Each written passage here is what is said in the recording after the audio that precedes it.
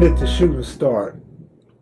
Well, the shooting started early in the 70s, but it wasn't as much. It was rare, you know. You get a little shooting here and there, but it wasn't no Crip on Crip shooting.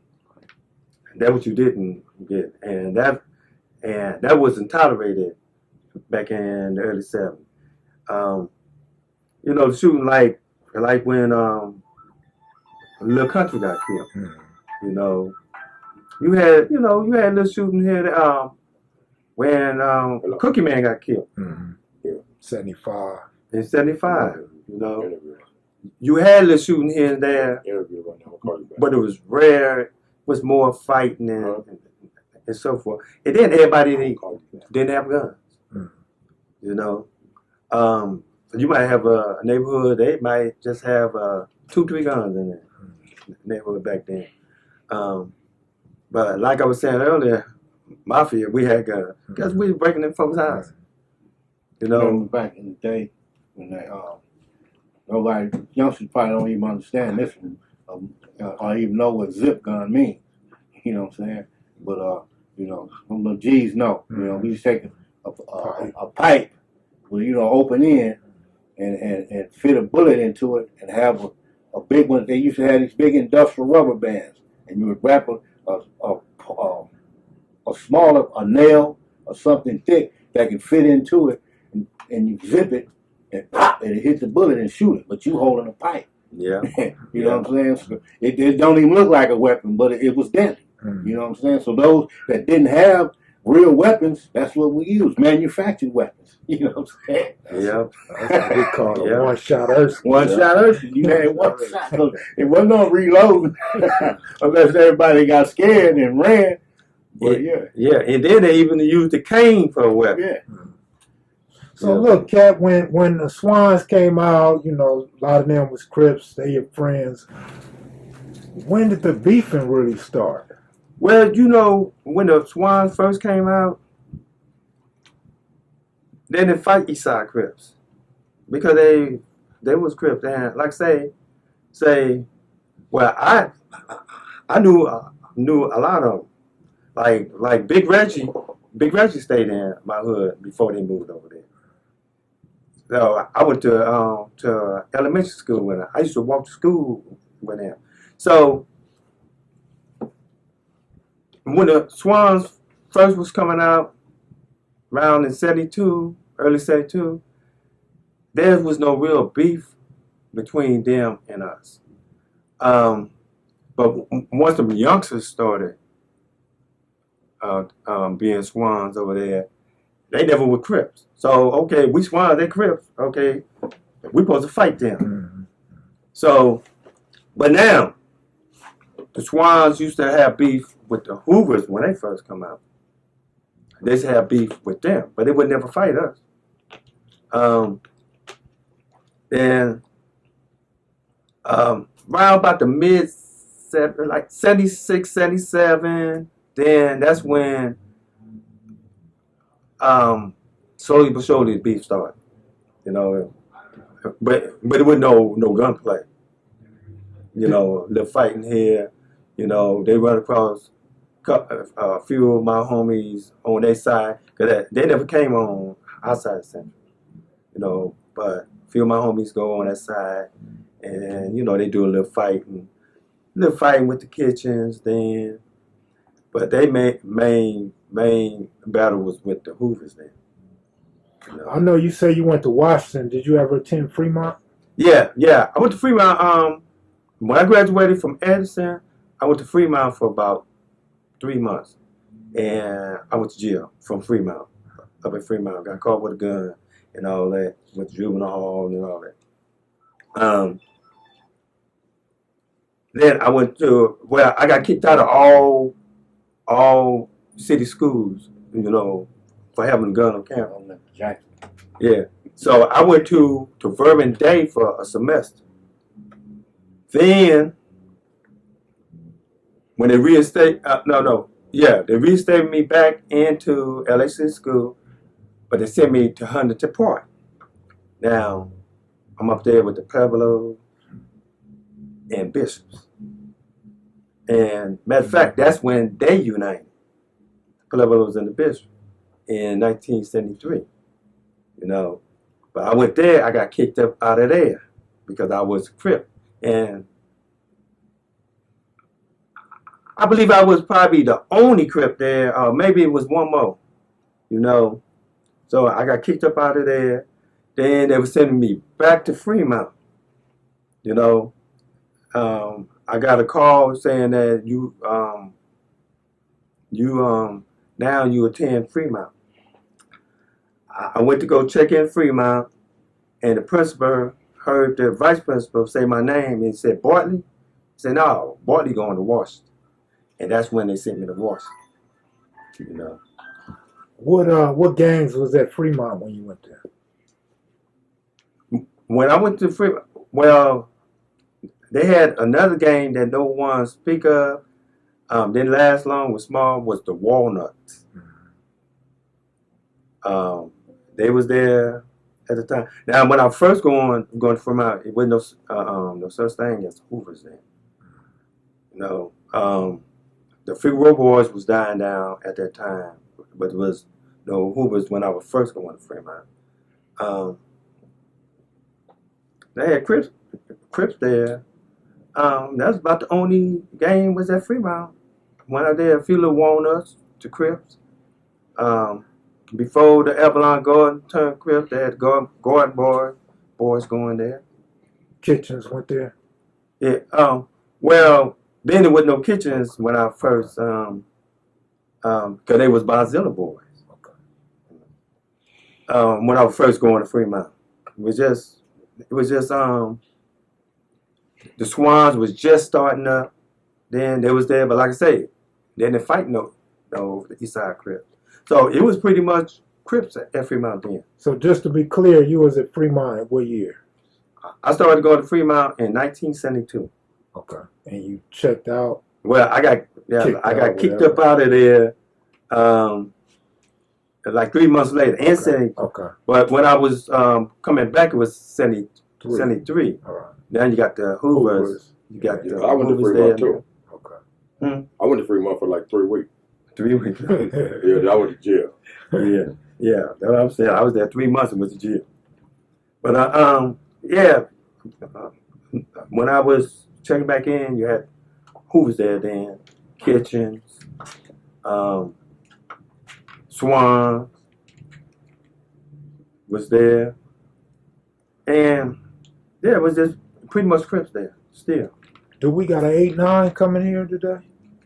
No.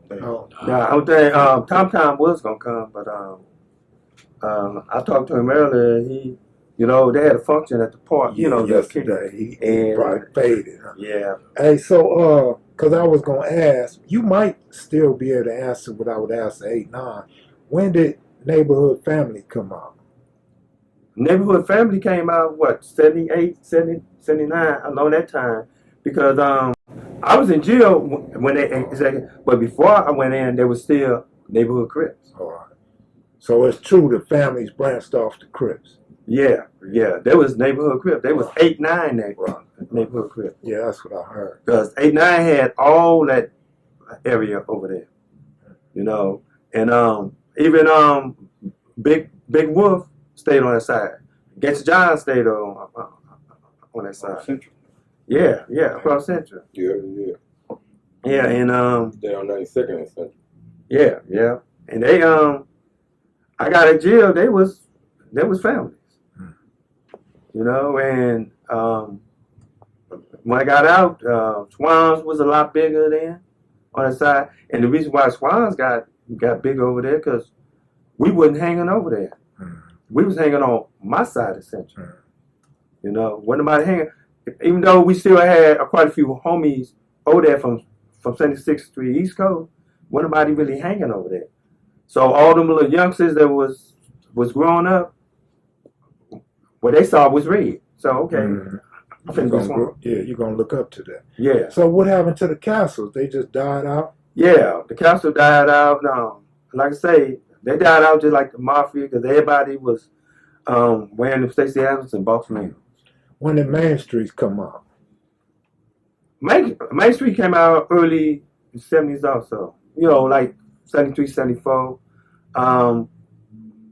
We had a homeboy was from 76th Street Mafia, Black Johnny. Black Johnny moved over there and started Main Street Mafia. See, they came from us. Are they originally off 83rd Street? No. What? No. The Main Street Mafia? Yeah. No. 98. 98th is the original Main Streets? Mafia. Yeah. Mafia. Okay. What about 84? When did they come out? 84 has been there a good little minute too. A lot of these Crips was there. You know, you might get little new ones branch up from them little youngsters, but a lot of them been there since the 70s. Well, y'all wasn't beefing with Crips on the east side. How come they didn't want to be East Coast? Well, I'm gonna tell you something. Some neighborhood thought that East Coast was something new for them. And when we already established, we don't want to become this new gang. But really, East Coast started in 1969. And the reason why I'm saying in 1969, because all East Coast is East Side. That's all it is, East Side. And East Side Crips started in 1969. But I want to say manipulation, in which, you can use that word. We had to be manipulated to come back. Okay, we all gonna be East Coast. Now, if we would say East Side, I don't think we would have came back, together. But when they said East Coast, we all gonna be East Coast Crips, and that sounded good. Okay, bam. But you had certain East Side gangs that resist, because they don't want to become something new, not knowing that they was going to still be the same gang that they was way from the start. You know what I'm saying? And speaking up on Kitchens would have been East Coast if Lil Beaver didn't get killed. And then Main Streets probably would have joined if Kitchens joined. They claim West No, Side. they don't claim claim West East Side. Side. Yeah, They they claim claim East. Yeah, They claim East. they claim East. What was that? 99 Mafia claimed West Side. Right, That was a right, Budlong right. and Oh, yeah, Vermont and all that. Yeah, 99 Mafia. Yeah, 99 Mafia. They started beefing with Main Street. Because Main Street, some Main Streets used 99. Then Mafia, 99 Mafia came out a little later. I was locked up with one of the dudes that was back in the 80s, Jobo from 99 Mafia.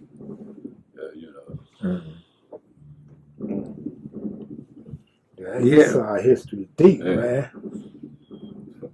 Yeah, because the West Side starts on Main, but we consider anything on the east side of the freeway is east. You know what I'm saying? We made our own boundaries. But the West Side really starts on Main, like that. So I mean, yeah, technically, because west of Main, the address is west, whatever street, west, whatever. Address was west. Yeah. You know what I mean? But like you say, we claim from the freeway, everything east. yeah, You know what I mean? yeah, we claim from the freeway. Everything is All the way, like I said, we go across Compton Avenue. To the key. Almost to the tracks. yeah. To the Metro Rail tracks. East Coast claim from the freeway to that. In South Central Los Angeles. So, Cat Ceasar, when you was coming up, did you have neighbors or friends from F-13? Well, when I was young, you didn't have on outside the tracks. You didn't have a whole lot of Hispanic families. You might have one on the street, two on another street, one on another street. But I grew up with some of them, and we was close because we was like family. because they staying down the street next door or whatever. And we didn't ever have no real beef with none of them. Now, if we was gonna whoop on some Mexican, we whoop on some across the tracks because we didn't know them. Mm. You know what I'm saying? But the ones in our neighborhood we knew. Mm. So they was our friends, you know. And because you had more on the other side of the tracks. You on the other side of the tracks, maybe I say 70-30 on the other side of the tracks. On our side, we was 95-5, 90-10. Mm. You know. So you know, we got along with them on our side of the track. So you seen them as they started going westward from where they originated west. So you like seen a wave come through your neighborhood where the population started switching. See, I went to prison in there 31 years, from 83 to 2014. By the time I got out there, it was a major change. Major. You know, before I left, you might have had another Mexican family on your block, you know, but it was no big change then. But when I got out in 2014, oh man, it had flipped all the way down 95% Hispanic and 5% black, you know, on East Block. Yeah, I seen where the school districts over there, the population just shifted overnight, man. Yeah.